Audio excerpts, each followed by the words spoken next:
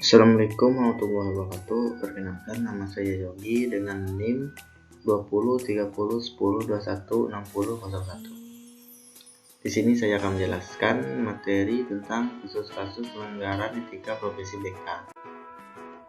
Materi A. Kode etik profesi konselor. Pengertiannya ialah etika adalah suatu sistem prinsip moral, etika, suatu budaya, aturan tentang tindakan yang dianut, perkembangan, dan perilaku suatu kelas manusia, kelompok, atau budaya tertentu. Etika profesi bimbingan dan konseling adalah kaidah-kaidah perilaku yang menjadi rujukan bagi konselor dalam melaksanakan tugas atau tanggung jawabnya memberikan layanan bimbingan dan konseling kepada konseling. Masuk kemudian 2. Dasar kode etik bimbingan dan konseling. Pertama, A. Pancasila dan Undang-Undang Dasar 1945. B. Undang-Undang Nomor 20 Tahun 2003 tentang Sistem Pendidikan Nasional. C. Peraturan Pemerintah Republik Indonesia Nomor 19 Tahun 2005 tentang Standar Nasional Pendidikan. Dalam pasal 28 ayat 1, 2, dan 3 tentang Standar Pendidikan dan Tenaga Kependidikan. D. Peraturan Menteri Pendidikan Nasional Republik Indonesia Nomor 27 Tahun 2008 tentang Standar Kualifikasi Akademik dan Kompetensi Konselor. E. Peraturan Pemerintah Republik Indonesia Nomor 74 Tahun 2008 tentang guru. Kemudian B. Kasus-kasus yang sering terjadi di lingkungan profesi bimbingan dan konseling.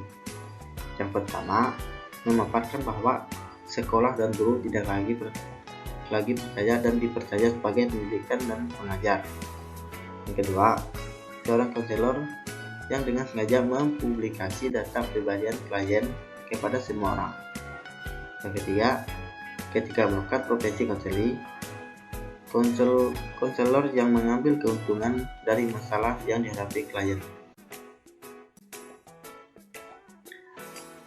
C. Bentuk pelanggaran yang sering terjadi. 1. Terhadap konseling. A. Menyebarkan atau membuka rahasia konseling kepada orang yang tidak terkait dengan kepentingan konseling. B. Melakukan perbuatan asusila, pelecehan seksual, penistaan agama, dan rasialis. C. Melakukan tindakan kekerasan fisik dan psikologis terhadap konseling. D. Kesalahan dalam melakukan praktik profesional dalam kurung prosedur, teknik, evaluasi, dan tindak lanjut. 2. Terhadap organisasi profesi. Bagian A. Tidak mengikuti kebijakan dan aturan yang telah ditetapkan oleh organisasi profesi.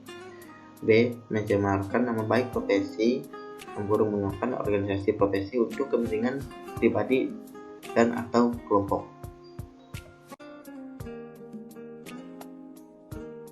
Bagian 3, yaitu terhadap rekan sejawat dan profesi lain yang terkait. A. Melakukan tindakan yang menimbulkan konflik, yaitu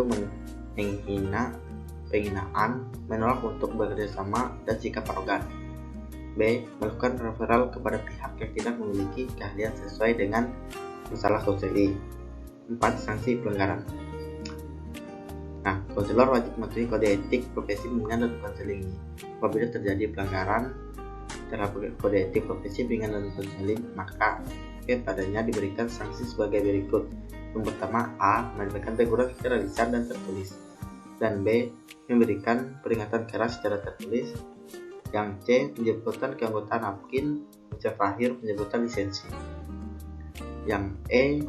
Apabila terkait dengan permasalahan hukum atau kriminal, maka akan diserahkan pada pihak yang berwenang.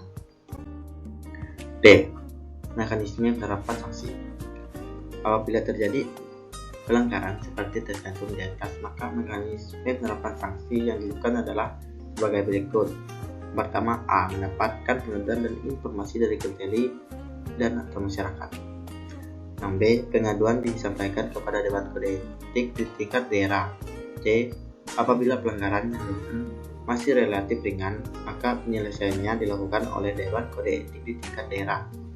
D. Pemanggilan konselor yang bersangkutan untuk verifikasi data yang disampaikan oleh konseling dan masyarakat. Apabila berdasarkan hasil verifikasi yang dilakukan oleh Dewan Kode Etik daerah terbukti gunanya, maka diterapkan sanksi dengan masalahnya.